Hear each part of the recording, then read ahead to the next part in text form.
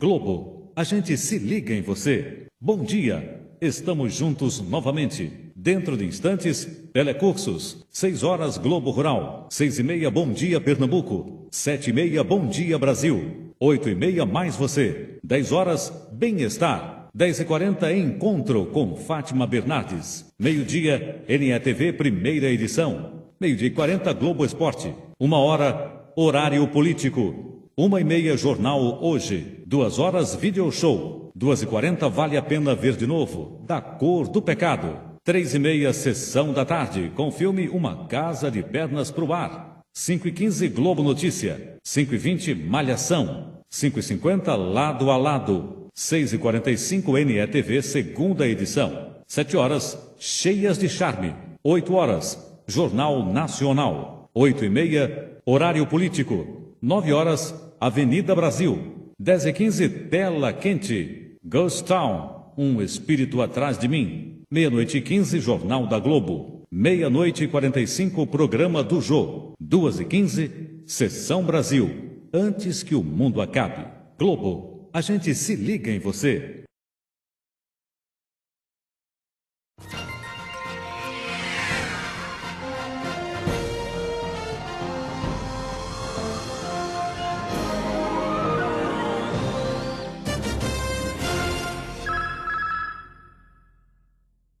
Provérbio africano. Não importa quanto longa seja a noite, o dia virá, certamente. Tragédias naturais como tornados, enchentes, terremotos estão sempre presentes nos noticiários e na vida de pessoas do mundo inteiro. A visão impactante de cenários de destruição e caos leva as pessoas a somarem forças numa corrente de solidariedade. As tragédias e os grandes acidentes provocam um impacto emocional intenso na população. Mas surgem aqueles questionamentos: qual a razão de tantos mortos? Qual a razão de tantas vítimas? Nos demonstra o Espiritismo que somos espíritos imortais e que, além disso, nós reencarnamos, passamos então idas e vindas, e aqui no cenário físico, como seres reencarnados, estamos fazendo ajustes perante uma lei maior. Doações do mundo inteiro chegaram às vítimas de catástrofes desse porte. Conforto de ser humano para ser humano. A solidariedade é uma vocação de todos nós. Mas por que esperamos tanto para agir? Muitas vezes o bem não chama tanto atenção, mas nesses instantes ele está presente e mostra que o ser humano é, sem dúvida nenhuma, a grande esperança. Nós temos que plantar o bem e promover a paz. A solidariedade é o grande caminho.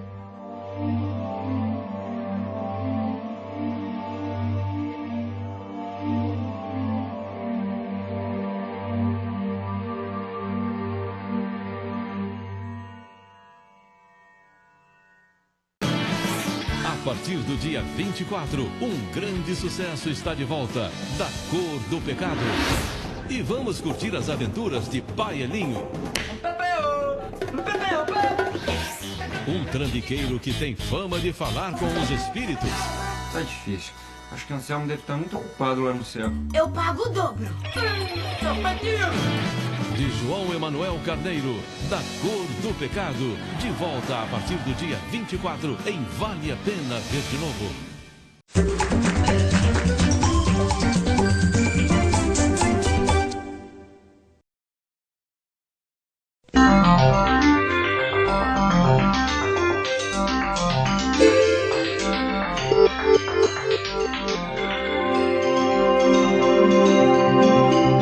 Atenção! Começa agora uma teleaula de processos de fabricação do curso profissionalizante. Você vai assistir a teleaula de número 9. Bons estudos!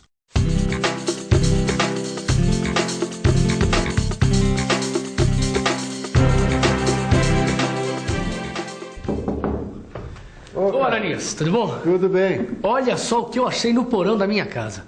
Que beleza, Caio. É linda, né? Minha mãe disse que era do meu bisavô. Sabe que uma espada dessas era feita artesanalmente?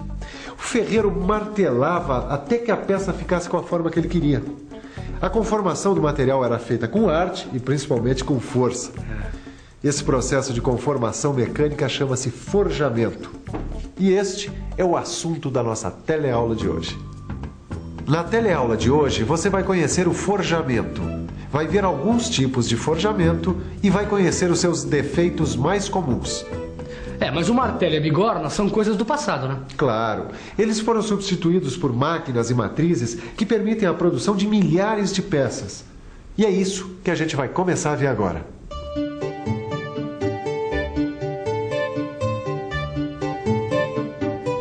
Joana, você sabe o que ele está fazendo? Sei, ele está malhando um material para fazer alguma coisa. Isso mesmo. Em outras palavras, ele está conformando o material por martelamento. Mas isso tem um outro nome, né, Célio? Tem. É o forjamento. O forjamento é um processo de conformação mecânica que deforma o material por martelamento ou prensagem. É usado para a fabricação de produtos acabados ou semi-acabados de alta resistência mecânica. Hoje em dia, o forjamento é feito através de equipamentos, pela aplicação individual e intermitente de pressão. Quer dizer, pelo martelo de forja e pela prensa.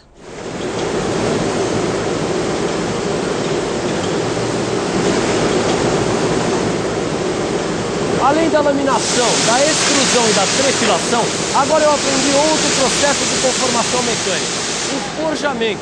O forjamento pode ser por martelamento ou por prensagem. Agora, para saber qual é um e qual é outro, a gente tem que ficar por dentro.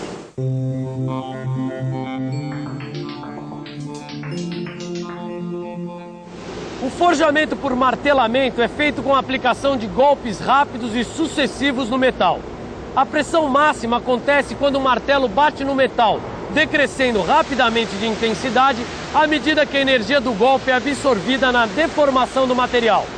O martelamento produz deformação principalmente nas camadas superficiais da peça. Pontas de eixos, discos de turbinas e virabrequins são alguns produtos forjados fabricados por martelamento. Os martelos de forja aplicam golpes rápidos e sucessivos ao metal, através de uma massa de 200 a 3.000 quilogramas, que cai livremente ou é impulsionada de uma altura que varia entre 1 e 3,5 metros.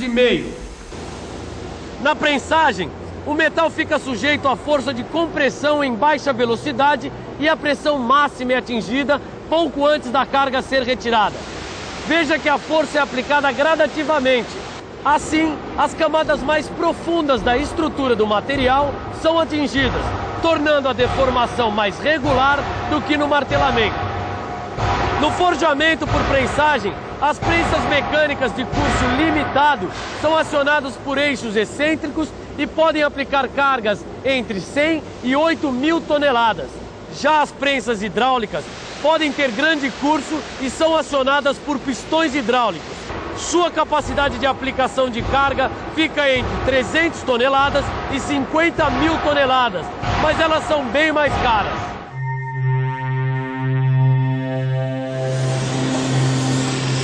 As operações de forjamento são realizadas a quente, em temperaturas superiores às de recristalização do metal.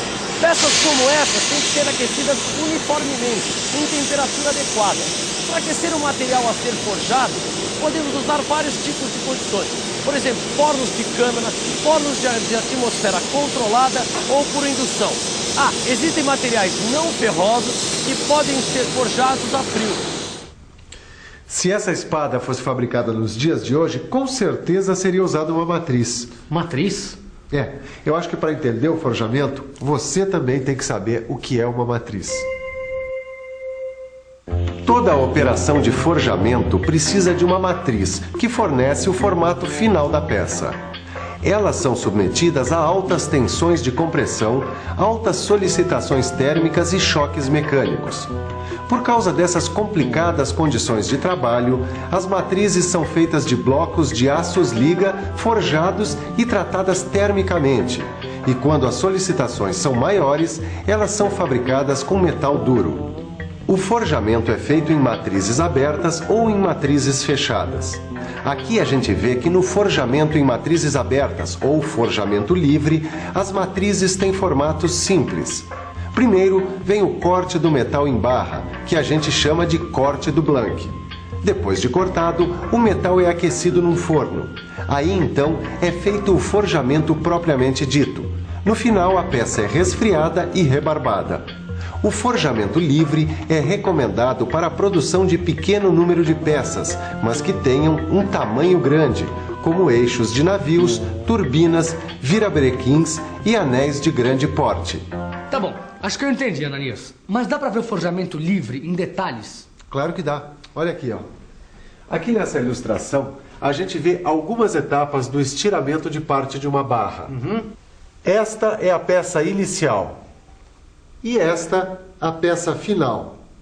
A operação é iniciada com uma matriz de pequena largura e o estiramento acontece através de golpes sucessivos e avanços da barra. A barra é girada a 90 graus e o processo repetido. Para conseguir este acabamento, as matrizes são trocadas por outras, de maior largura. Agora vamos conhecer o forjamento por matrizes fechadas. Vamos pensar um pouco? Vamos pensar um pouco. Deixa eu ver. No forjamento em matrizes fechadas, o metal ganha o formato da cavidade esculpida na matriz. E por isso, existe uma forte restrição ao escoamento do material para as laterais. A matriz tem duas metades. A metade de baixo fica presa à bigorna. E nela é colocado o metal aquecido. A outra metade fica presa no martelo, ou na parte superior da prensa que cai sobre a metade inferior, e faz o material escoar e preencher a cavidade da matriz. A peça forjada, acabada, geralmente não é conformada em um só golpe porque tanto a extensão quanto a direção na qual o metal vai escoar são pequenas. Por isso, para a confecção de uma única peça, são necessárias várias matrizes com cavidades correspondentes aos formatos intermediários que o produto vai adquirindo durante o processo de fabricação. A matriz apresenta uma cavidade extra em sua periferia e que tem o objetivo de conter o excesso de material que garante o preenchimento dela durante o forjamento. Esse excesso se chama rebarba e tem que ser retirado da peça logo depois por corte. Já deu para perceber que a rebarba é um dos problemas do forjamento por matriz fechada. Por isso, as matrizes apresentam calhas que evitam que a rebarba seja muito grande. Muito obrigado, seu Capeleto. Valeu mesmo, viu? O seu Capeleto sabe tudo sobre forjamento. Ele acabou de me explicar quais são as etapas do forjamento em matriz fechada para peças mais simples. Primeiro vem o corte do Blank, que é o corte do metal no tamanho necessário. Depois, o Blank vai para o aquecimento, realizado em fornos. Aí vem o forjamento intermediário, que é realizado quando a conformação numa única etapa é difícil. Agora, a gente vê o forjamento final, feito na matriz com as dimensões finais da peça. E para terminar, vem o tratamento térmico para a remoção das tensões, homogeneização da estrutura, melhoria da usinabilidade e também das propriedades mecânicas. Ananias, eu estava lendo um pouco mais sobre forjamento. Tá vendo só? É assim que a gente aprende. Na teleaula de hoje, a gente está vendo algumas coisas básicas sobre o processo de forjamento. Mas se você pesquisar, você vai descobrir coisas incríveis sobre o forjamento. Desculpa, Caio. O que é que você estava falando? Não, tudo bem. Eu estava lendo um pouco mais sobre forjamento e vi essa representação de rebarba que tinha que ser retirada com uma operação de corte. Aí eu pensei, será que o forjamento é como a laminação, a trefilação e a extrusão, é que apresentam esses defeitos típicos? Boa pergunta, Caio. Vamos agora dar uma olhada rápida nos defeitos dos produtos forjados. Falta de redução, que é a penetração incompleta do metal na cavidade da ferramenta. Isso que altera o formato da peça é resultado de golpes rápidos e leves do martelo. Trincas superficiais são causadas por trabalho excessivo na periferia da peça em temperatura baixa ou por alguma fragilidade a quente. Trincas nas rebarbas ocorrem por causa de impurezas do metal ou porque as rebarbas são pequenas. Elas começam nas rebarbas e podem penetrar na peça durante a operação de rebarbação. Trincas internas, que, como o nome mesmo diz, começam no interior da peça como consequência de tensões originadas por grandes deformações. Outros defeitos, como gota fria e incrustações de óxidos, podem ocorrer nesse tipo de processo. Bom, agora eu vou dar uma olhada caprichada no meu livro de estudos, porque tem muita coisa para aprender sobre os defeitos dos produtos forjados. E não dá para bobear, né? Por que você não faz como o Caio, hein? Pegue o seu livro de estudos e fique ligado. Vem aí a revisão. E atenção, se liga aí que é hora da revisão. Na teleaula de hoje, você conheceu mais um processo de conformação, o forjamento. Viu que o forjamento pode ser feito por martelamento e por prensagem. Aprendeu o que é uma matriz. E viu que o forjamento pode ser feito em matrizes abertas ou em matrizes fechadas. Finalmente, viu alguns defeitos que podem aparecer em produtos forjados. Hoje você ficou por dentro de mais um processo de conformação mecânica. E se você quiser forjar o seu futuro, não esqueça de dar uma boa revisada no seu livro de estudos. Na próxima teleaula tem mais um novo processo de conformação mecânica. Boa sorte e até lá.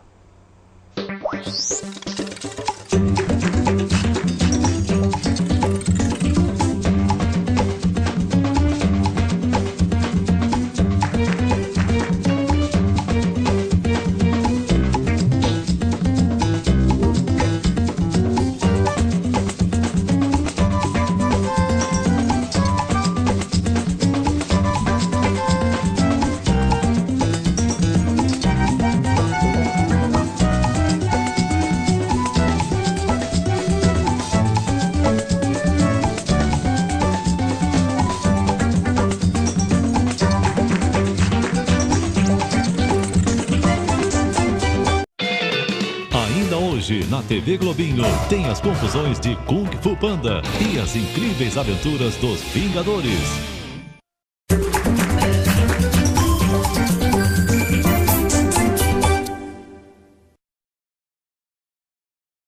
Atenção! Começa agora uma teleaula de Física do ensino médio. Você vai assistir a teleaula de número 5. Bons estudos!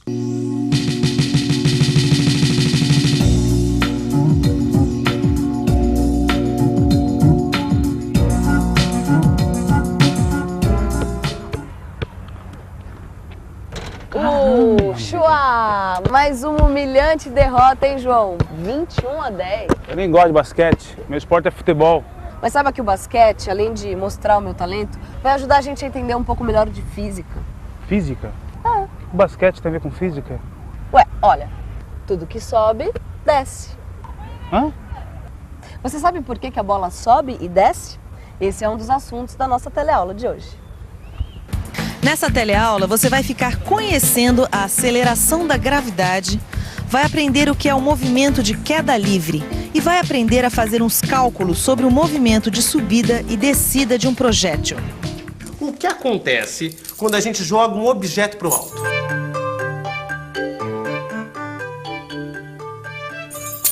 Essa é uma pergunta que intriga a humanidade desde a época dos gregos antigos. Ela só começou a ser respondida mesmo por Galileu Galilei.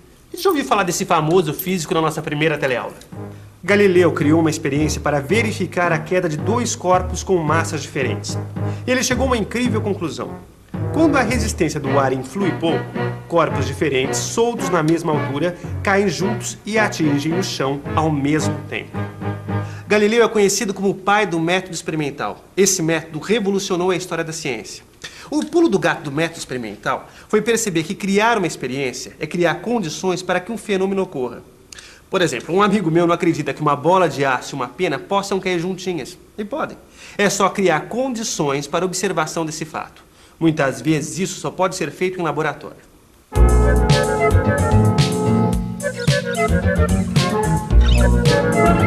Vamos ao laboratório. Já sabemos que a atmosfera influi no movimento de queda dos objetos. Então, para controlar esse problema, precisamos eliminar a atmosfera. Isso é possível usando o tubo de vácuo. Nossa, o que é isso? É mais uma das maravilhas do método experimental, Rosinha. Olha só, é uma foto que mostra as posições sucessivas de duas esferas de massas diferentes caindo dentro de um tubo de vácuo. Olha, repare que as duas esferas ocupam sempre a mesma posição em cada instante. Ou seja, as duas esferas estão caindo juntinhas, Rosinha. Como disse Galileu. Exatamente. Agora preste atenção em outra coisa importante. Para se chegar a essa foto, foi usada uma lâmpada especial chamada estroboscópica, que ficava piscando em intervalos de tempos iguais. Quer dizer, para ir de uma posição até outra, as esferas levaram sempre o mesmo tempo. E repare que a cada intervalo de tempo, a distância percorrida pelas esferas vai aumentando. Você consegue dizer o que está acontecendo? Mesmo intervalo de tempo e distâncias cada vez maiores. Vamos pensar um pouco? Vamos pensar um pouco. Peraí, eu já vi isso na última teleaula. Se os corpos estão percorrendo a cada intervalo de tempo distâncias cada vez maiores, então já sei, a velocidade deles está aumentando. Raciocínio perfeito. A velocidade está aumentando, logo existe uma aceleração. Mas isso é só o começo. Repare nessa foto que ao lado da esfera, Rosinha, tem uma régua. E o intervalo de tempo entre uma posição e outra é de 1/30 segundos, ou 1/30avos de segundo. Bom, agora nós podemos fazer algumas medidas e fazer uma tabela que você vai encontrar no seu livro de estudos. Observando a foto, é possível descobrir a posição em cada instante. E com a variação de posição e a variação de tempo, a gente pode descobrir a velocidade média em cada instante. ΔV sobre ΔT. Observe que a velocidade média realmente está aumentando. E mais, a velocidade está sempre aumentando mais ou menos com o mesmo valor.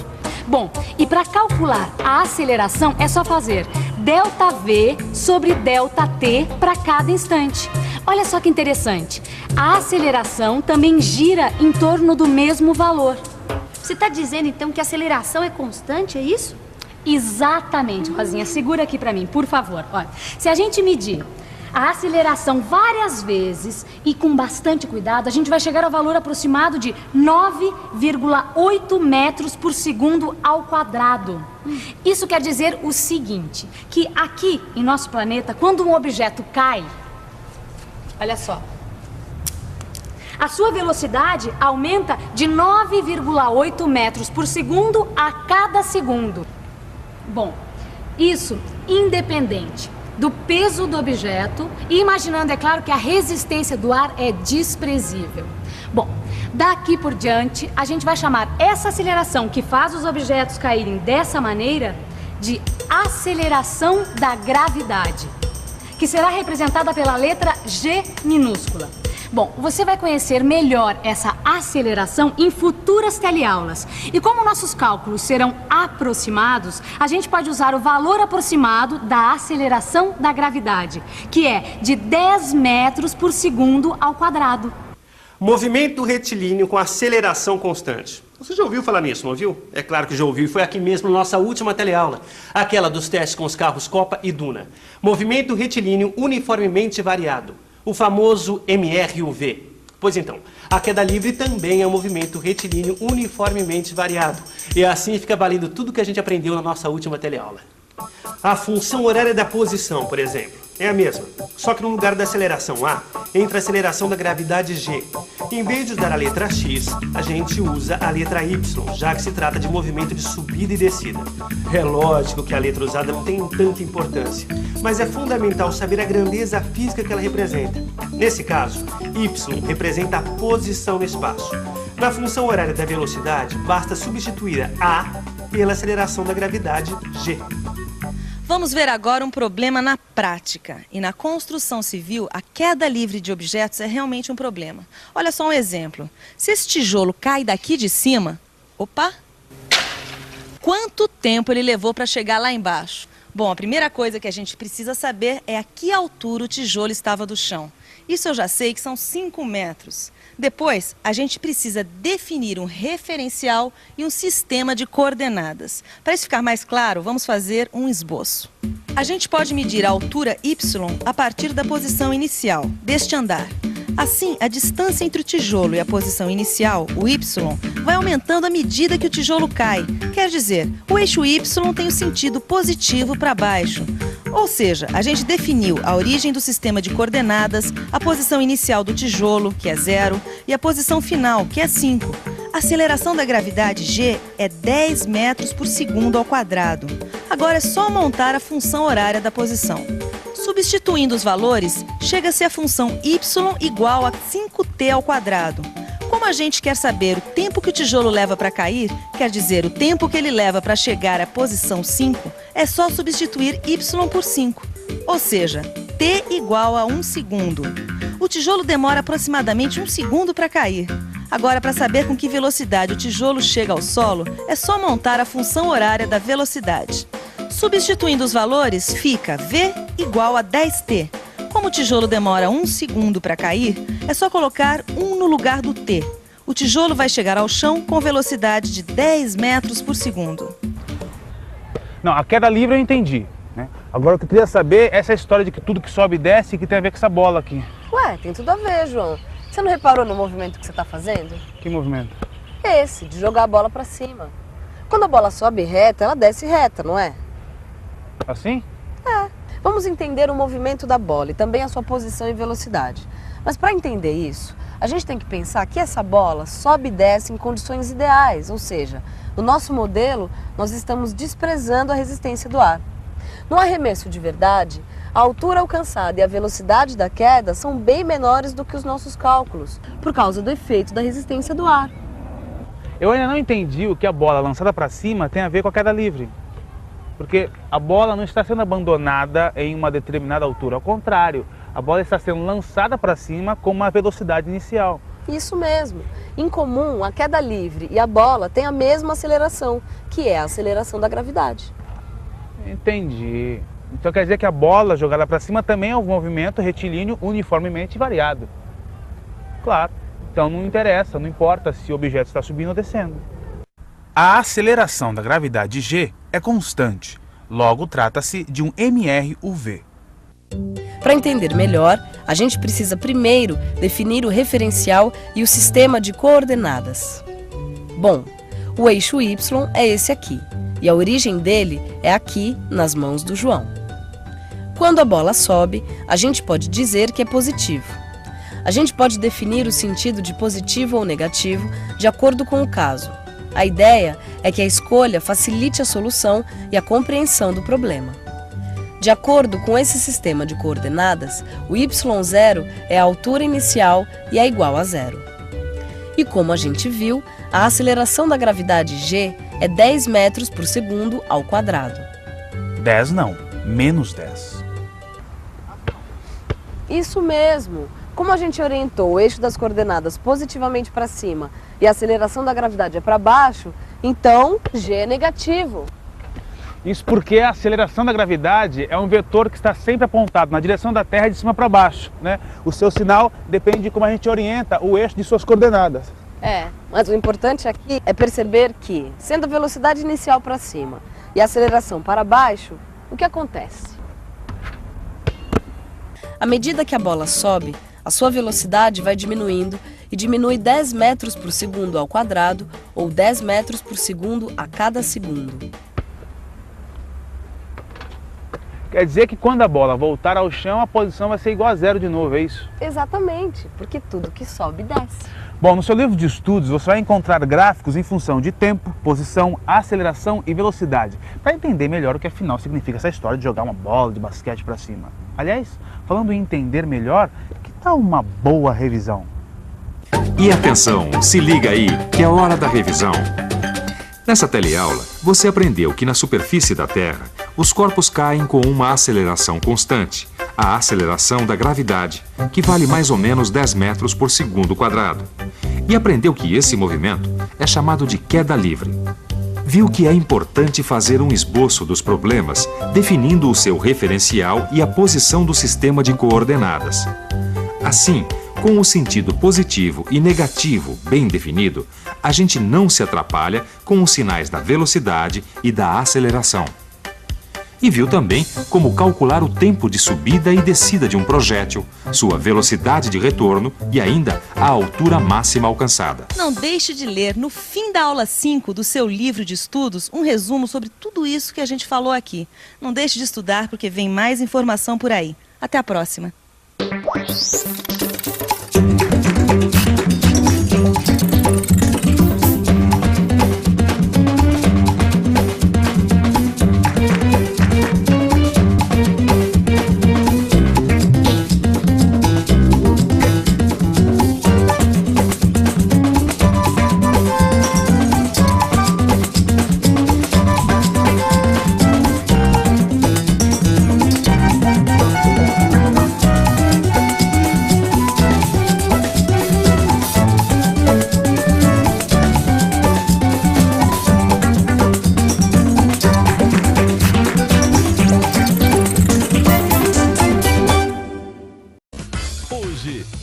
Caceta e Planeta vai fundo numa importante investigação. A gente quer saber por que tem tanta maracutaia no Brasil. E todo mundo vai se divertir tentando desvendar esse mistério. É porque a corrupção no Brasil é ilegal. Se fosse legalizada, tava tudo bem, né? Hoje, depois do Globo Repórter, Caceta e Planeta vai fundo. O Estatuto da Criança e do Adolescente foi criado para garantir os direitos dos menores de 18 anos. Você que não pode pagar por um advogado tem direito à assistência e orientação jurídica gratuita.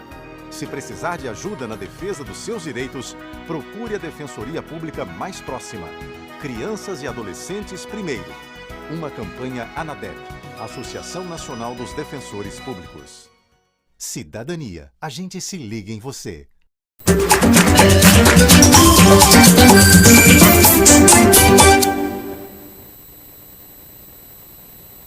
Atenção! Começa agora uma teleaula de Geografia do Ensino Fundamental. Você vai assistir a teleaula de número 11. Bons estudos!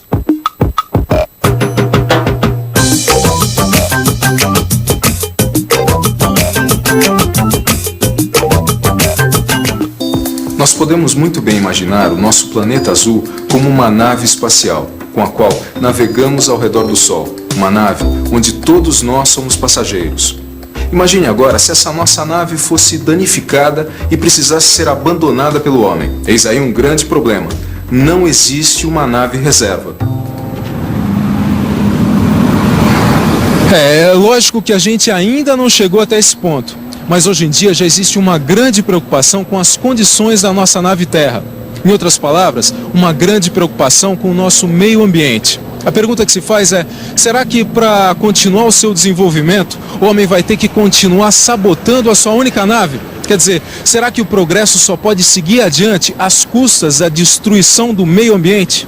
De forma nenhuma. Não pode destruir a natureza de forma nenhuma. Nós temos que continuar trabalhando para manter um ambiente saudável. Eu acho que é possível, né, preservar o meio ambiente sem precisar destruí-lo, né? Não, eu acho que tem que unir a população e o governo para tentar preservar mais o meio ambiente. Hoje em dia ninguém mais duvida que é possível e até mesmo necessário conciliar desenvolvimento humano com preservação do meio ambiente. Nessa teleaula, você vai aprender um pouco sobre a influência dos elementos naturais na formação do meio ambiente. Vai saber o que é litosfera, atmosfera e hidrosfera. E também o que é biosfera e tecnosfera.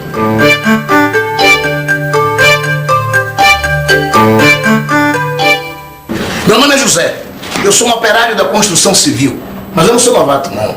Já ajudei a construir prédios, estradas, túneis e até represas. E foi assim, indo de uma obra para outra, que eu conheci um montão de lugares diferentes. Atualmente, estou trabalhando na construção desse edifício que fica na encosta de um morro. Eu estava justamente olhando a planta agora.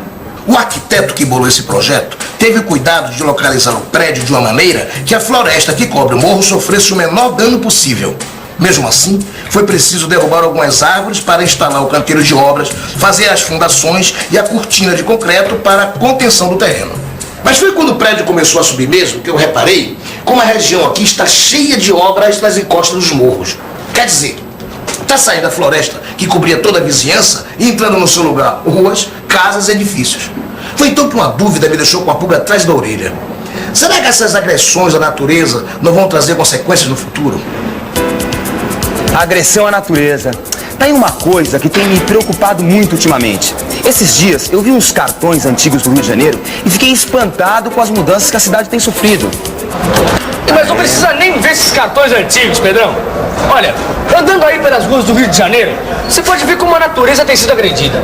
Ó, os morros, a floresta, o mar. Tem lugar aí que não tem uma árvore pra contar a história, Pedrão.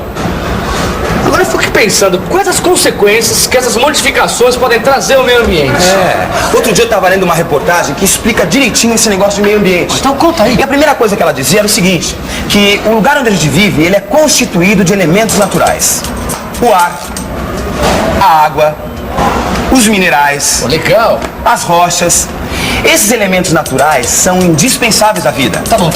Elementos naturais indispensáveis à vida, tá bom? Isso. Mas e o meio ambiente? Pois então, a reportagem dizia que algumas características super importantes do meio ambiente onde a gente vive tem tudo a ver com esses elementos naturais. Como assim? O relevo, por exemplo. Relevo? Você sabe o que é relevo, não é mesmo? Relevo é a forma em que os terrenos se dispõem na superfície da Terra. Como dizem os geógrafos, é a forma que assume a topografia de um determinado lugar. Pois então, o relevo de um lugar pode ser muito ou pouco acidentado, dependendo da natureza das rochas e minerais que formam esse lugar. E essas rochas e minerais podem ser mais ou menos resistentes à ação do ar e da água, dando origem, assim, a diferentes formas de relevo. Agora acho que entendi. O relevo, que é uma característica do meio ambiente de um lugar, tem tudo a ver com a influência dos elementos naturais. Exatamente. E pode anotar aí, essa camada de rochas e minerais que forma a crosta terrestre é chamada de litosfera. A situação aqui está muito difícil. Você sabe como é o clima dessa região. Faz mais de um ano que não cai uma gota de chuva. O leito do rio secou, a plantação e os animais morreram e tem muita gente deixando as terras. O clima é outra característica do lugar que tem tudo a ver com o comportamento dos elementos naturais.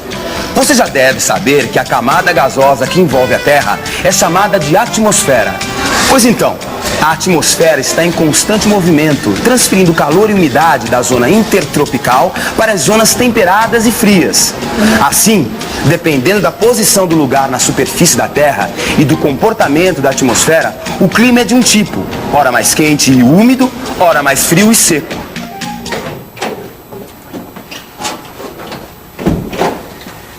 E aí, seu Aristides, decidiu? Olá.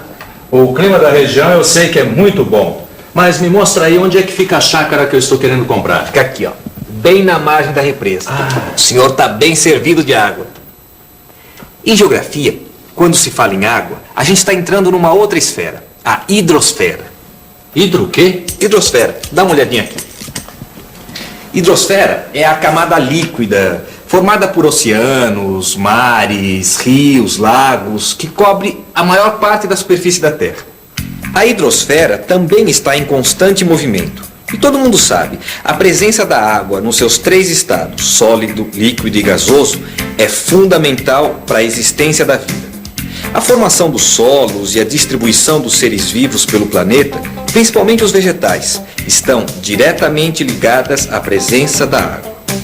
Concorda? Já sei o que você quer dizer. A água, que é um elemento natural, determina as várias características do meio ambiente, não é isso? Uhum. Bom, deixa eu ver se eu guardei bem algumas informações. Lembra comigo. Litosfera é a esfera sólida formada pela crosta terrestre. A atmosfera é a camada gasosa que envolve o nosso planeta. E hidrosfera é a camada líquida que ocupa a maior parcela da superfície da Terra. Confere? Confere, é isso mesmo. E é justamente no contato da litosfera com a atmosfera e a hidrosfera que a gente tem a biosfera, a esfera da vida. A esfera da vida quer dizer tudo que tem a ver com a vida? Então o homem faz parte dessa biosfera? O que você acha? O homem faz parte da biosfera? É claro que o homem também é parte integrante da biosfera. Mas como nenhum outro ser vivo, o homem tem uma enorme capacidade de transformar o meio ambiente em que vive. Tudo para atender melhor às suas necessidades. E é só a gente dar uma olhadinha em volta para entender melhor isso, não é mesmo?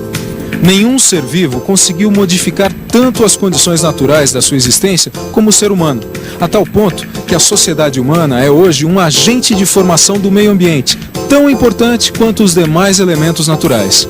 E tudo isso foi conseguido graças ao desenvolvimento científico e tecnológico. O resultado da ação humana na superfície da Terra é chamado de tecnosfera, ou esfera da tecnologia. Esse negócio do homem modificar o meio ambiente é a pura verdade. E o meu trabalho é prova. Um edifício na encosta de um morro é uma mudança e tanto. Você acha pouco? Pois saiba que já trabalhei na construção de um túnel que passava no meio de uma montanha. Quer mais ainda? Então lá vai.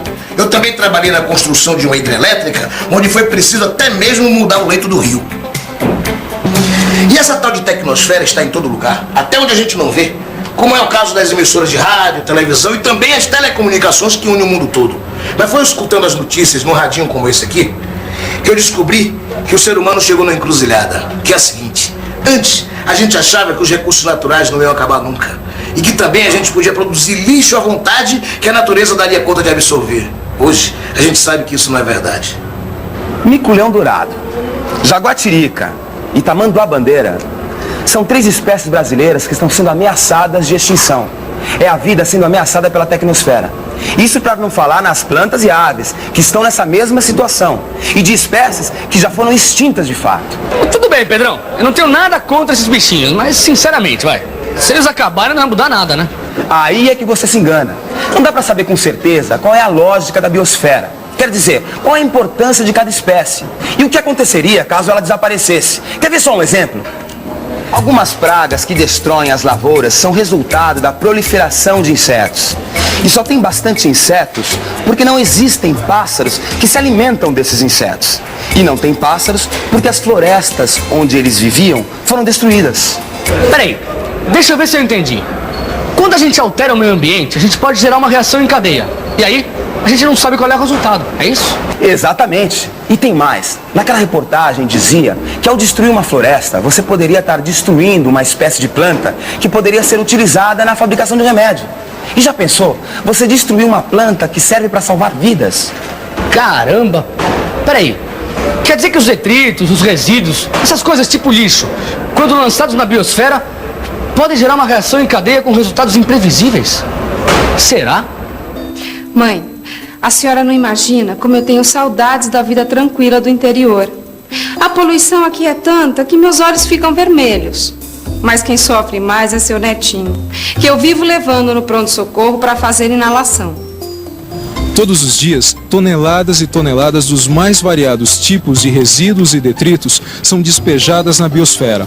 E alguns resultados dessa ação já são conhecidos. Hoje, já se sabe, por exemplo, que por causa da produção de energia através do petróleo, a superfície dos mares está coberta por uma fina camada de óleo, que está alterando a capacidade de absorver calor da hidrosfera. Há aumento da reflexão e menos absorção. Da mesma forma, os gases e partículas lançados na atmosfera também estão alterando sua capacidade de absorver calor, aumentando o chamado efeito estufa, que é o principal responsável pelas mudanças que estão ocorrendo no clima da Terra. Mas calma que ainda não é o fim do mundo. A partir dessa teleaula, a gente vai aprender que o desenvolvimento humano na tecnosfera pode muito bem jogar a favor da lógica da biosfera. Em outras palavras, é o seguinte: é possível a gente usar toda essa ciência e tecnologia para a construção de um meio ambiente melhor, onde todas as formas de vida saiam ganhando. E atenção, se liga aí que é a hora da revisão. Na teleaula de hoje, você viu que as rochas e minerais, a água e o ar são elementos naturais indispensáveis à existência de vida na Terra. E que esses elementos condicionam algumas características importantes do meio ambiente, como o relevo, o clima, os solos e a vegetação. Aprendeu que a litosfera é a camada sólida formada pela crosta terrestre, que a atmosfera é a camada gasosa que envolve a Terra e que a hidrosfera é a camada líquida que cobre a maior parte do nosso planeta. Viu que é no contato da litosfera com a atmosfera e a hidrosfera que temos a biosfera, a esfera da vida. Ficou sabendo que o ser humano é um agente de formação do meio ambiente tão importante quanto os elementos naturais, e que o resultado de sua ação na superfície da Terra é chamado de tecnosfera. E por último viu que o grande desafio dos nossos dias é conciliar o desenvolvimento humano na tecnosfera com a lógica da biosfera. Muito interessante essa história. Não muito é? legal mesmo. Pô. Olha, eu queria saber mais sobre meio ambiente para saber como fazer para que ele fique melhor. Ah, então. Tem coisas simples. Ó, que, por exemplo, ó, não jogar papel no chão. Isso aqui já ajuda a melhorar e muito o nosso mundo, entendeu? E se você quer melhorar os seus conhecimentos, já sabe, estudar. O teu livro de estudos está te esperando. É isso aí. Até a próxima teleaula. Tchau.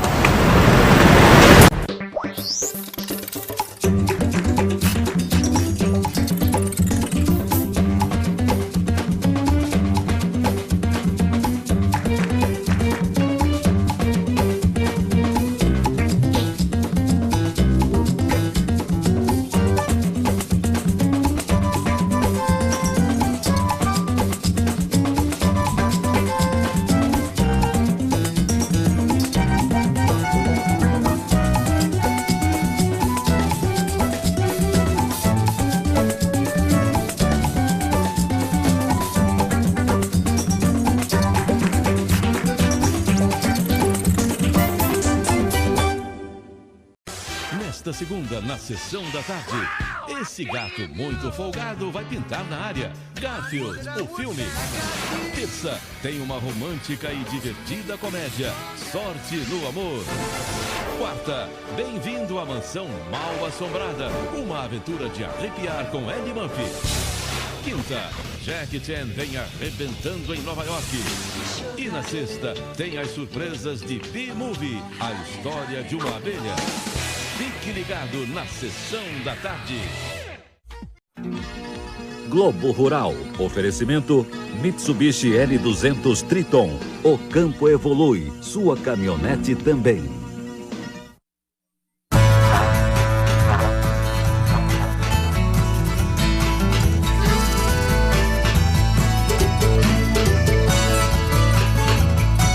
Na Paraíba, o destaque do Globo Rural de hoje fica por conta dos tanques de pedra. São reservatórios feitos com as rochas típicas da paisagem da região, que retêm a água da chuva e ajudam a matar a sede de muitos agricultores. Muito boa. No Paraná, a gente mostra como está o plantio da nova safra de verão, que promete bater recordes de produção. Em Mato Grosso, estimativas apontam recorde de produção de grãos que evidenciam antigos problemas, como a armazenagem. Empresários e produtores investem em construção de novas unidades. O bom momento do campo, aliado às condições de financiamento, aquecem as vendas dos maquinários agrícolas. No Pará, você vai ver como é que se faz uma muda de açaí. Qual a hora certa para fornecer o milho às vacas leiteiras? E existe um ponto ideal para cortar o pé de milho e usar como ração? As respostas vêm da Embrapa Gado de Leite, em Coronel Pacheco, Minas Gerais. Qual é o resultado do cruzamento do cavalo com a jumenta? É esse animal aqui, ó. E é sobre ele que a gente vai falar hoje no Globo Rural.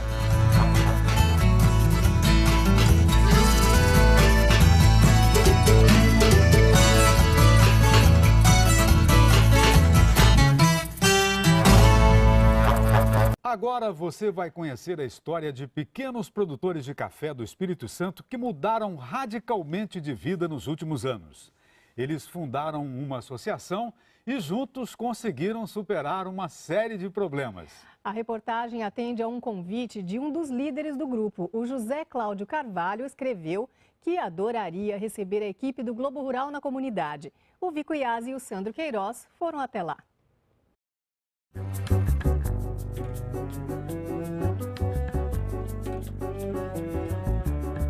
A paisagem do sul do Espírito Santo combina muitas montanhas e vales bonitos,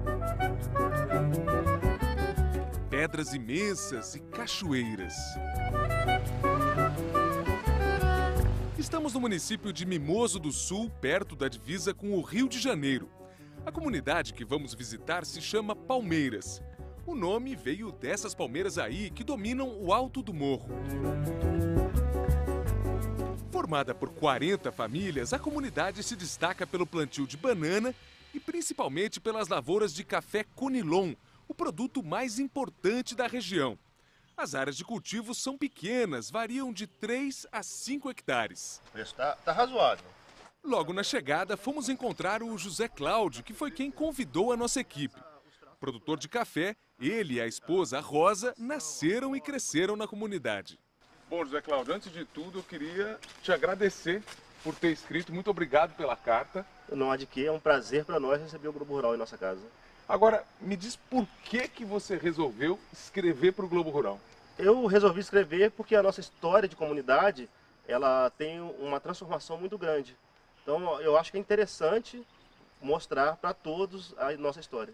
Porque hoje, assim, nessa primeira volta pela comunidade, o que a gente percebe é que vocês estão com casas bonitas, com sítios muito arrumados. Sim, hoje a vida melhorou, mas nem sempre foi assim. No passado, como é que era? Nossa, no passado era muito difícil. A gente tinha dificuldades, as casas eram casas fracas, pequenas, às vezes casas de pau a pique. Trabalhava-se muito, porém a renda era pouca, porque a gente trabalhava de forma desordenada ou desorganizada e não tínhamos produtividade. Rosa, e como é que era a situação dentro de casa? Quais eram as dificuldades? A dificuldade de alimentação, de vestuário, de calçado, era uma situação de pobreza mesmo. O vizinho do casal, João Machado, também é produtor de café. Nós estávamos com a possibilidade de todo mundo ir embora muito grande. A gente não via mais perspectiva de melhoras aqui. As dificuldades eram tremendas.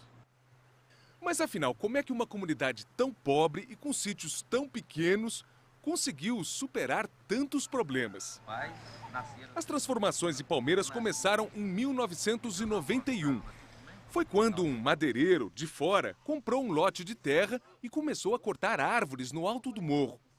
O desmatamento colocava em risco nascentes e rios da comunidade e gerou uma reação, como conta Juvanildo Machado. Imediatamente nós nos unimos, nos juntamos, fizemos um abaixo-assinado e tentamos envolver órgãos que poderiam nos ajudar.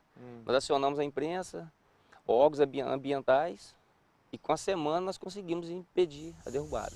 Além de salvar as nascentes, a reação dos agricultores marcou uma mudança de atitude. Foi a primeira vez que eles agiram em grupo. Nós percebemos que a partir do momento que a gente se junta, a gente se torna forte e a gente tem mais poder para solucionar os problemas. Quer dizer, estava ali uma semente para a associação. Foi ali que começou a nossa associação.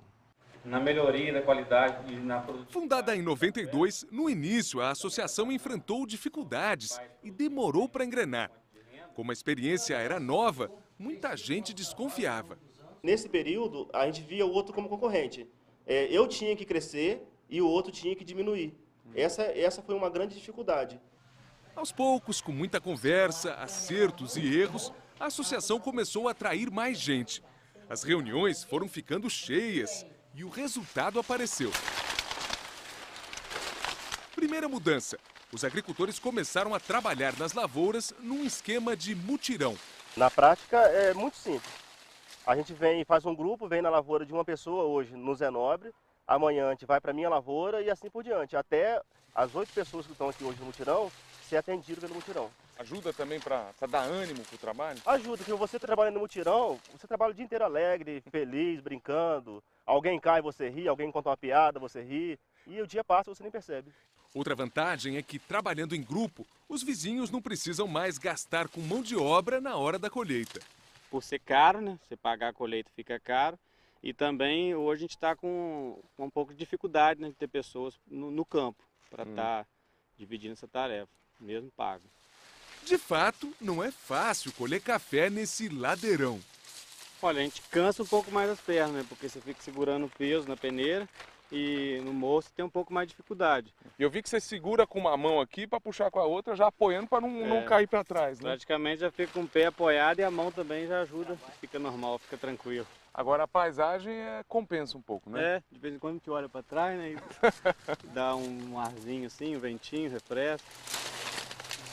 Motivados por esse novo ambiente de trabalho, os agricultores resolveram atacar outro problema sério da comunidade: a baixa produtividade das lavouras de café. Para isso, entraram em contato com entidades de pesquisa e assistência técnica da região. O primeiro socorro veio do INCAPER, um órgão do estado do Espírito Santo. Os agricultores passaram a receber visitas regulares de agrônomos e técnicos como José Nilo. Foi uma fase de aprendizado. Sabemos nós que a broca é uma praga que ela danifica muito o produto de vocês. Naquele tempo, as lavouras eram velhas e pouco adensadas. As plantas tinham muita praga e davam pouco café.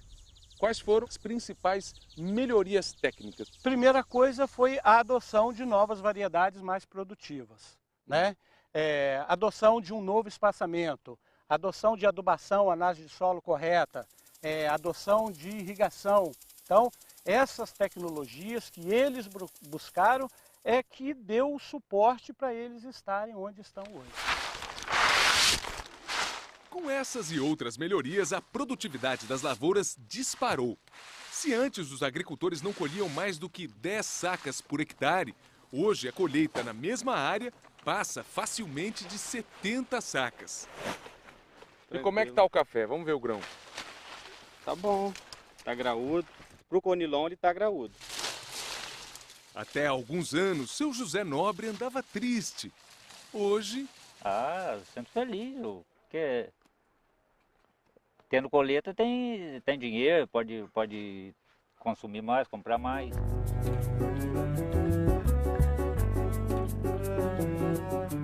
Essas primeiras conquistas ligadas à associação foram tão positivas que acabaram mudando o ânimo de toda a comunidade. Tanto que muitos jovens agricultores que já tinham largado o estudo resolveram voltar para a escola. Foi o caso do José Cláudio e do Eriton. Porque como que a gente ia questionar os nossos direitos, buscar os nossos direitos, se a gente não tinha conhecimento, não tinha nem educação para chegar às pessoas e conversar? Fazer projetos? Não tínhamos condições nenhuma de escrever, de fazer projeto, porque a gente só tinha a 4ª série. Quantos de vocês resolveram retomar o estudo? Nós, no início, no primeiro ano, foram 9. 9 jovens de bicicleta até Mimoso. Iam e voltavam? Todos os dias. Trabalhava o dia inteiro na enxada, chegava em casa às 5h30, tomava banho, jantava, estudava até 10h20 e voltava de bicicleta para casa à noite. Chegava em casa meia-noite quase. Uau, quer dizer, uma jornada dupla puxada, né? Muito puxada mesmo.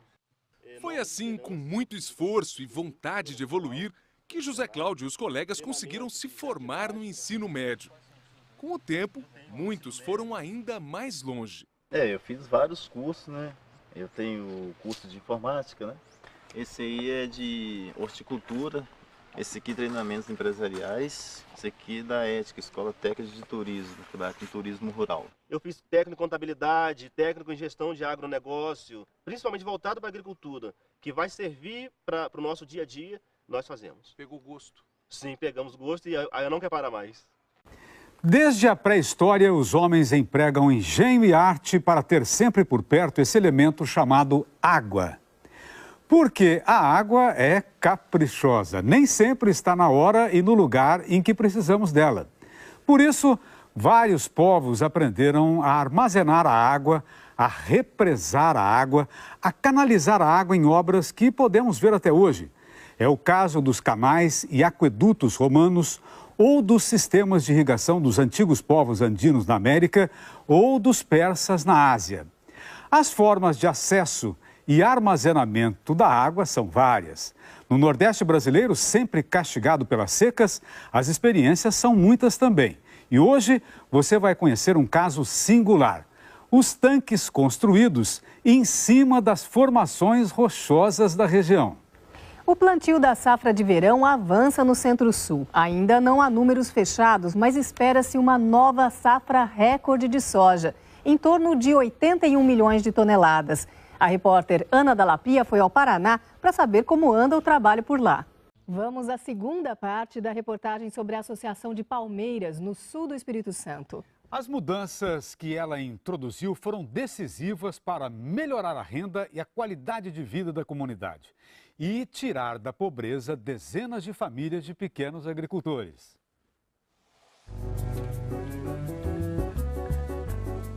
há pouco tempo, uma das maiores dificuldades dos agricultores de Palmeiras era vender bem a produção de café. É que cada família comercializava suas sacas por conta própria. E como o volume era pequeno, os atravessadores jogavam o preço lá embaixo. A virada começou quando a associação entrou em contato com o CETCAF, o Centro Tecnológico do Café, uma organização não governamental que faz pesquisa e transferência de tecnologia. O objetivo era montar uma unidade moderna de beneficiamento que permitisse tanto o trabalho em grupo quanto a melhoria da qualidade do café, como explica o agrônomo Marcos Teixeira. Esse é um projeto pioneiro que nós estamos fazendo, né? E coletivamente, muitas instituições estão trabalhando, beneficiando uma comunidade de pequenos cafeicultores. Com o projeto do CETCAF e o apoio da cooperativa local, a beneficiadora saiu do papel em 2006. Os equipamentos foram todos doados pelo Ministério da Ciência e Tecnologia. Essa máquina, por exemplo, faz a seleção dos grãos. O produto é lavado, vai passando por esteiras e peneiras e no final é separado em 3 categorias. A pilha mais escura é do conilon de qualidade mais baixa, xoxo ou com defeito. O grão de categoria intermediária forma esse monte mais esverdeado. E essa pilha aí é do café de qualidade superior, um produto graúdo, maduro e que já sai descascado do equipamento. Agora, qual que é a vantagem para os produtores de café em ter esse equipamento separar em 3 tipos? Eu vou ter no café, vamos chamar da categoria 3, que é esse café boia, um preço menor. O tipo 2 é um preço equivalente ao tradicional. E no café cereja cascado, um preço superior. Juntando tudo isso, nós vamos ter, numa média de 12% a mais de agregação de valor em relação ao café tradicional. Marcos explica que, depois da divisão, cada lote de café deve seguir separadamente para esse tambor giratório. Aqui ocorre a secagem dos grãos, em cerca de 36 horas, o que é ótimo para a qualidade do produto. Na sequência, o café da comunidade passa por esse equipamento, que retira uma película fina que envolve o grão. E no final, é só ensacar. Atualmente, a beneficiadora da associação recebe cerca de 70% do café produzido na comunidade. Além de fazer o beneficiamento em grupo, os agricultores também passaram a vender a maior parte da safra de maneira coletiva, o que garante preços melhores. Esse aqui é o nosso produto final. Quem é que compra o café de vocês? A nossa cooperativa de café compra o nosso café e vende para as empresas. Zé Cláudio explica que, além do ganho extra pela qualidade, de uns anos para cá, o café da comunidade passou a ser exportado para a Europa com um selo social, o que aumenta ainda mais o preço do produto. É o chamado Fair Trade, que quer dizer comércio justo ou comércio solidário. O selo foi conseguido num projeto da cooperativa local, a Cafesul. Para manter a distinção, a comunidade tem que ter crianças na escola, seguir leis do trabalho, respeitar a natureza. Isso, além de nos agregar valor ao produto, agrega valor à nossa qualidade de vida. E quanto é que vocês têm de diferença no preço por conta desse selo? Olha, hoje está em torno de 10% a 15%, mas nós já chegamos a 22%. A gente pode dizer que nós ganhamos dinheiro para viver bem.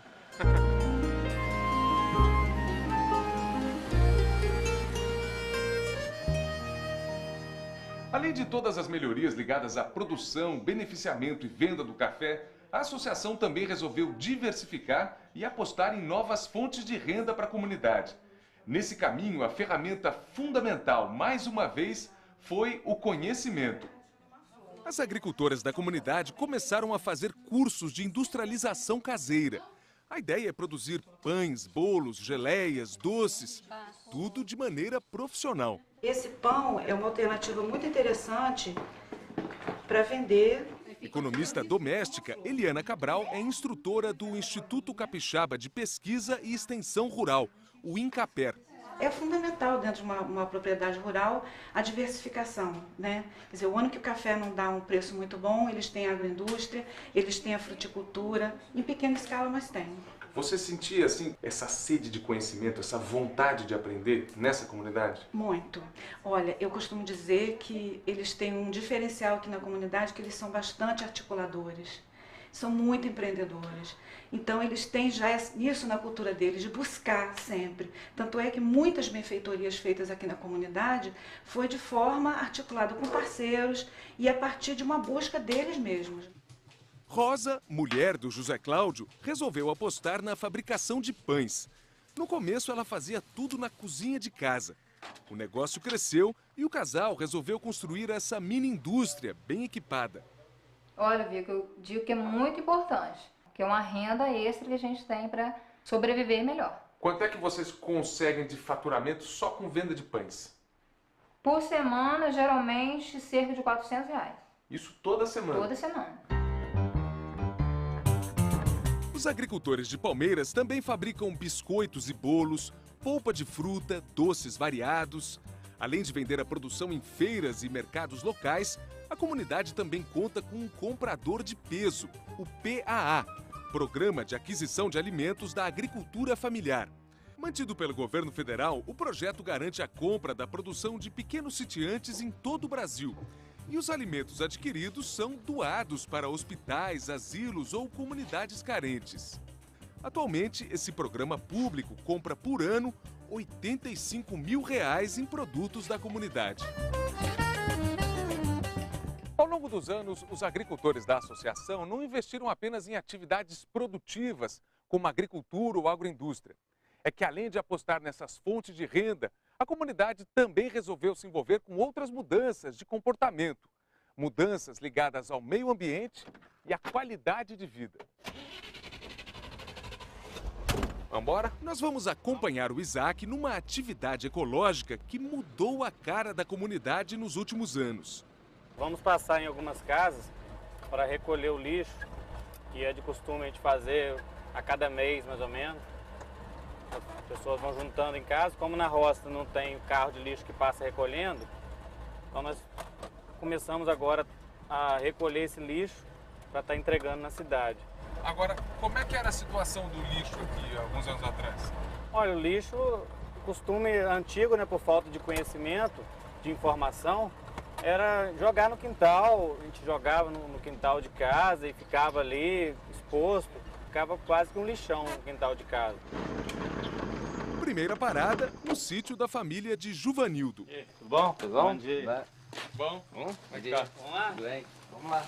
Com esse trabalho regular de coleta de lixo, as propriedades da comunidade foram ficando mais limpas e cada vez mais arrumadas. Outra vantagem é que todo o material recolhido se transforma em fonte de renda. Vendemos para um rapaz de Mimoso, cidade ali, que já tem um lixão e faz a reciclagem desse lixo. E paga bem? Na primeira venda nós fizemos quase R$2 mil. Aí agora, como a gente já está fazendo essa coleta já mensal, ou de 2 em 2 meses, dá uma média de R$500, R$600 a cada vez que a gente passa recolhendo aí. O dinheiro da venda é aproveitado em projetos da associação ou em melhorias para a comunidade. Outra mudança fundamental foi resolver o problema do esgoto doméstico. É que até há alguns anos, tudo que saía da casa dos agricultores era despejado no rio da comunidade. No período da estiagem chegava a feder a água. Você passava aqui, você sentia o mau cheiro da água. E eu às vezes ficava com vergonha. Às vezes não, ficava com vergonha, na verdade era... A palavra certa era vergonha. Você sentia que tinha alguma coisa errada? Estava errado e tinha que se fazer alguma coisa. Nós tínhamos que juntar para fazer alguma coisa. A solução veio com a construção de fossas sépticas em todos os 40 sítios de Palmeiras. O projeto foi pago por outra entidade pública atraída pela associação, a Fundação Banco do Brasil. Circulando por essas caixas que ficam enterradas, o esgoto é filtrado e passa por um tratamento. O líquido que sai no final é uma água meio amarelada que tem 95% de pureza. Não serve para o consumo humano, aqui a gente usa para irrigação. A gente usa nas plantas, ao entorno das casas. Quer dizer, hoje em dia é um alívio o rio limpinho. Nossa, a sensação de... Pô, nem sei. Dever cumprido. Você fica emocionado de pensar a melhoria, né? Nós somos capazes de transformar. O ser humano é capaz de transformar, se quiser. Sair do que nós saímos e chegar onde nós chegamos na questão da água é gratificante demais. Crianças com computadores é outra cena que se tornou corriqueira por aqui. A sala de informática, que hoje abriga uma aula da escolinha local, foi inaugurada em 2009. Mais uma conquista que é o resultado da capacidade dos agricultores de aproveitar oportunidades e projetos que estão disponíveis para quem vive no campo. Eu tenho a cultura de ouvir o programa Voz do Brasil e num desses programas eu soube que o governo federal, pelo Ministério das Comunicações, ele ia implantar em todo o Brasil telecentros comunitários. No outro dia eu fui a Mimoso e junto com um colega meu entramos no site do Ministério, preenchemos a planilha, né, que pedia o telecentro para a comunidade e tudo bem. Aí um dia eu estava trabalhando na roça, a menina foi lá na roça me chamar que tinha um caminhão me esperando aqui. Aí eu desci, aí foi uma surpresa muito legal. Na hora que eu cheguei, estava aquele caminhão descarregando computador, mesa, cadeira, todas as máquinas, antena de internet, descarregando aqui para a nossa comunidade. Como é que é o uso desse centro de informática aqui? O uso, ele é para toda a comunidade e para as comunidades vizinhas. Quando você vem para essa sala aqui, você faz o quê? Pesquiso, jogo, um monte de coisa. É? Aprendo muito. Giovana, o que vocês estão fazendo hoje? Hoje a gente está jogando um jogo do meio ambiente. Por causa do... Com tantas melhorias na educação, no meio ambiente e nas atividades produtivas, o pessoal de Palmeiras passou a viver com mais dignidade e mais conforto.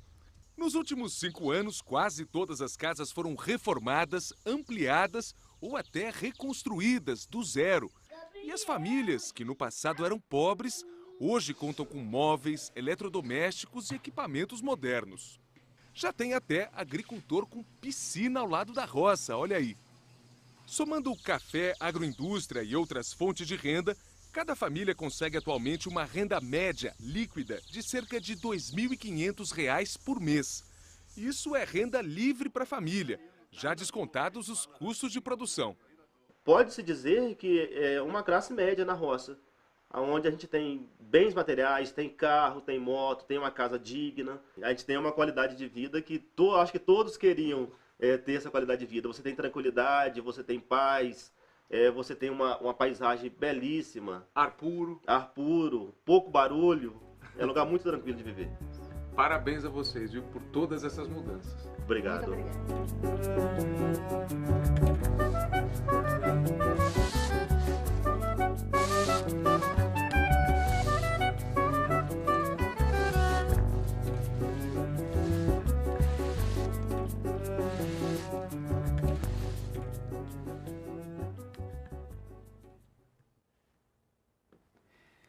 Como você viu, um dos segredos desse trabalho é que, além da força de vontade, os agricultores souberam aproveitar oportunidades e projetos que estavam disponíveis na região. E olha, José Cláudio, você falou na sua carta que adoraria receber a equipe do Globo Rural, pois tenha certeza de que o prazer foi todo nosso em mostrar um trabalho assim tão bonito. Bom dia para você! O Globo Rural volta amanhã, logo depois do Telecurso. Um ótimo domingo!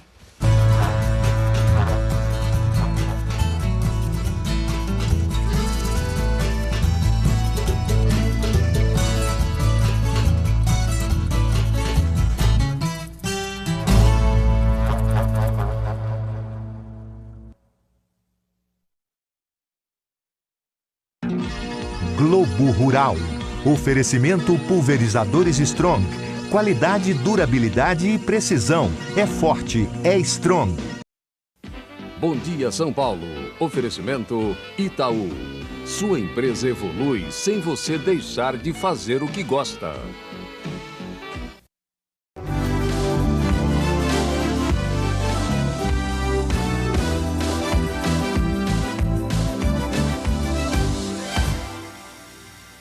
E começa hoje em São Paulo a maior feira de jogos eletrônicos da América Latina. É o Brasil Game Show. A repórter Cíntia Toledo tem as informações para a gente. Oi, Cíntia, bom dia. Bom dia, Mona Lisa, bom dia a todos. Olha, aqui estão os videogames de última geração. Muitos ainda nem chegaram às lojas brasileiras. E, Mona Lisa, sabe quem está me fazendo companhia aqui a essa hora da manhã? O Neymar.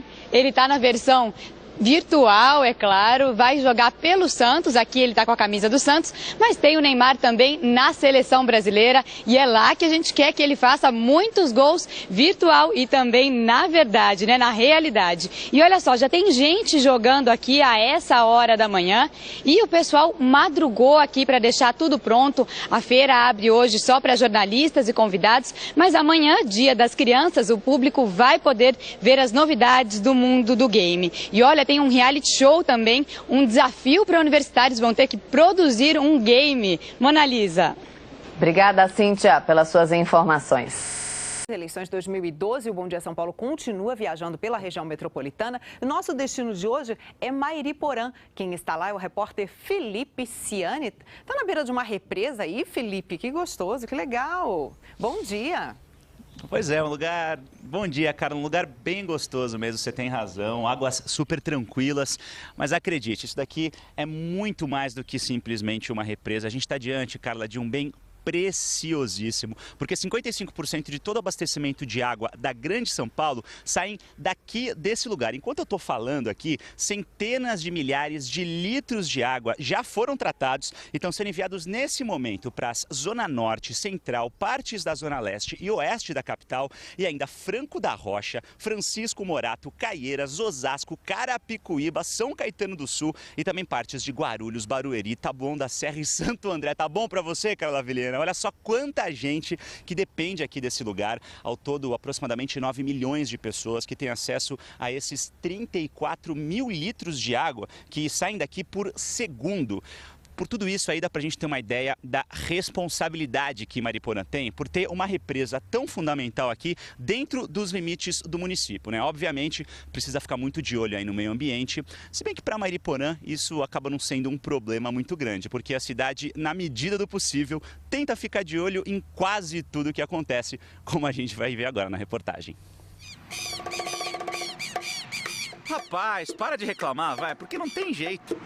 No centro de Mairiporã, quero pode querer tudo, menos privacidade. Afinal de contas, essa é uma cidade monitorada por câmeras.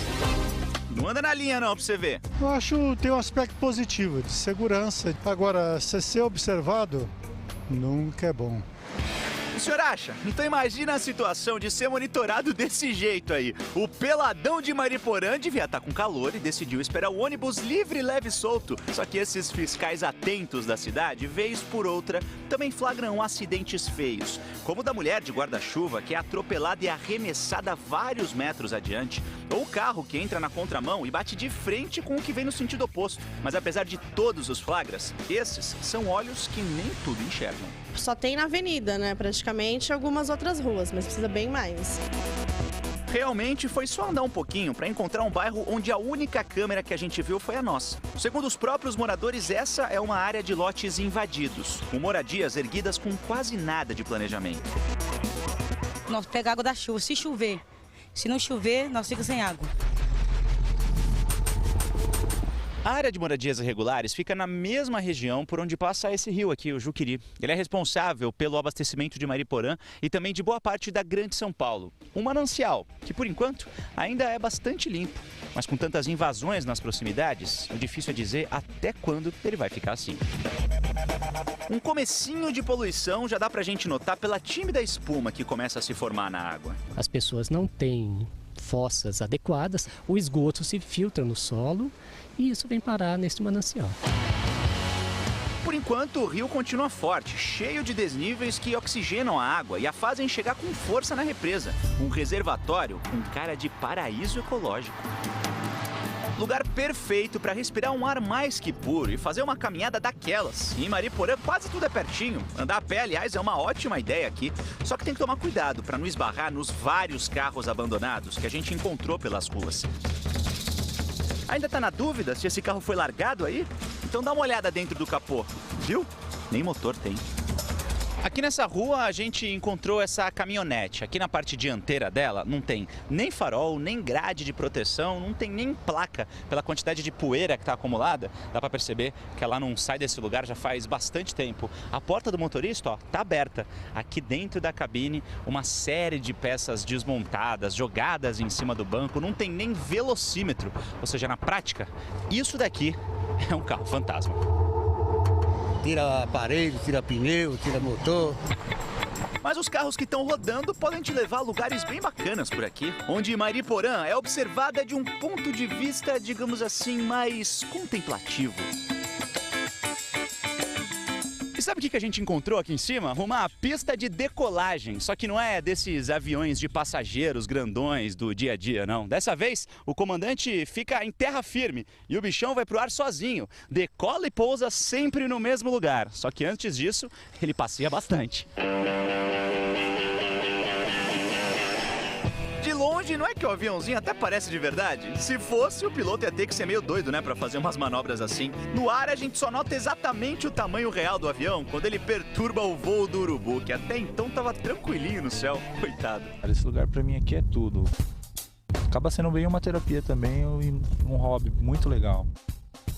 Só que esse que é um dos principais pontos turísticos daqui de Mariporã é mais visitado aos fins de semana, por moradores da cidade e também por turistas. O problema é que quando muitos deles vão embora, acabam deixando aqui lembranças nada agradáveis, daquelas que fazem a consciência ambiental se transformar em fumaça. Saco plástico tinha até no alto da árvore. No chão, caixas de comida, restos de quentinhas. Isso porque o lugar é turístico, hein? O pessoal vem aqui tomar uma cerveja, água e acaba jogando tudo por aí. Sendo assim, o que a gente pode desejar é que as próximas administrações tragam bons ventos para esse canto da cidade.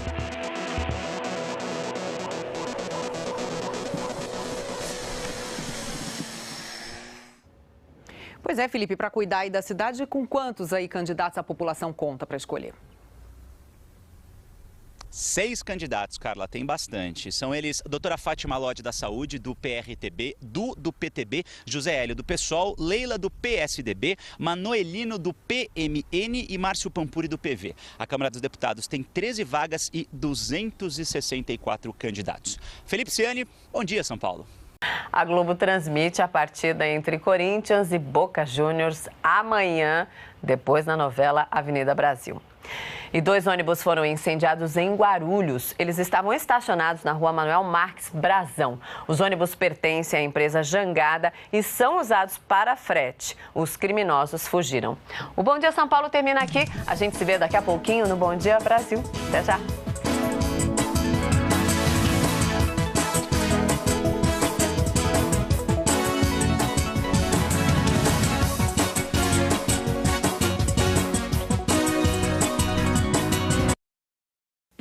Bom dia, São Paulo. Oferecimento Itaú. Sua empresa evolui sem você deixar de fazer o que gosta. A partir do dia 24, um grande sucesso está de volta, Da Cor do Pecado. E vamos curtir as aventuras de Pai Elinho. Um trambiqueiro que tem fama de falar com os espíritos. Tá difícil. Acho que o Anselmo deve estar muito ocupado lá no céu. Eu pago o dobro. De João Emanuel Carneiro, Da Cor do Pecado. De volta a partir do dia 24 em Vale a Pena Ver de Novo. Banco do Brasil. Para ser bom para você, reduzimos os juros. Oferece Bom Dia Brasil.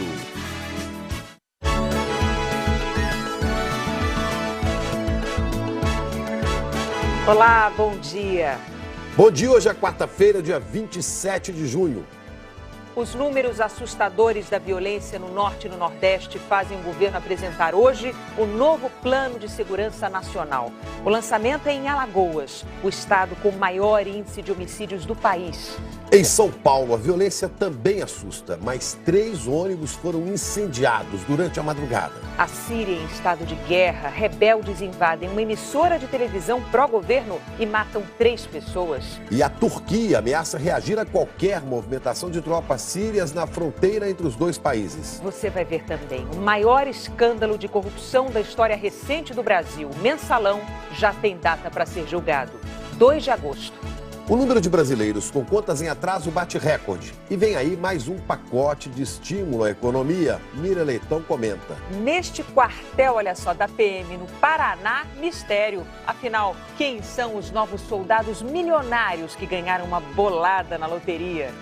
E olha, Renata, no esporte o dia promete. Tem Portugal e Espanha, o duelo na semifinal da Eurocopa. Tem Corinthians e Boca Juniors. A rivalidade entre Brasil e Argentina está nas ruas e entra em campo na primeira partida da final da Libertadores.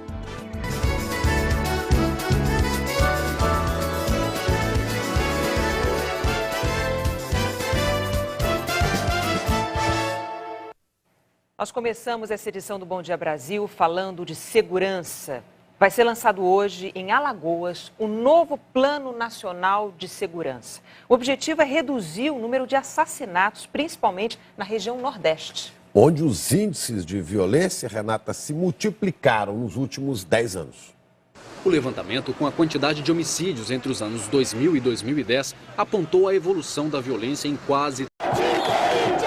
Grande bando de loucos. Depois da Avenida Brasil. Brasileiro jogando, não dá para torcer para Argentina, né? Depois da Avenida Brasil, todo mundo ligado, Boca Juniors e Corinthians. É isso aí. Acabou a edição de hoje do Bom Dia Brasil. Amanhã tem mais Bom Dia para você. Outras informações, aguarde 1h20 da tarde no Jornal Hoje.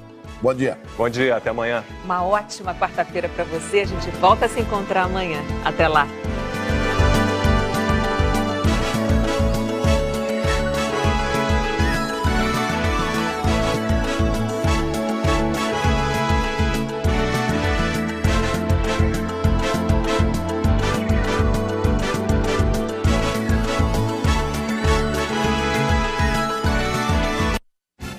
Bom Dia Brasil. Oferecimento Banco do Brasil. Para ser bom para você, reduzimos os juros.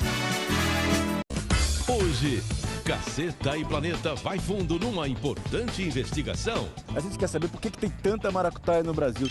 E todo mundo vai se divertir tentando desvendar esse mistério. É porque a corrupção no Brasil é ilegal. Se fosse legalizada, tava tudo bem, né? Hoje, depois do Globo Repórter, Caceta e Planeta vai fundo. Mais você. Oferecimento. Atlanta Móveis. Design assinado por você. Conheça nossos planejados. Mas você chegando. Aí um pensador inglês, o Robert Dilts, ele pensou o seguinte: tem gente que chega e você não convida de novo, né? Você fala, que final de semana você vai fazer um churrasco? Você fala, não. Ou entra na tua sala, hoje você está indo pro escritório, entra na tua sala e lá vem aquele chato, né? Então ele pensou nessa frase que é muito boa pra gente aplicar para todos os momentos da vida da gente. O melhor presente que você pode dar a alguém é a qualidade da sua presença. Aí é pra pensar um pouco, né? Se é pra trabalhar, trabalha. Vamos rir.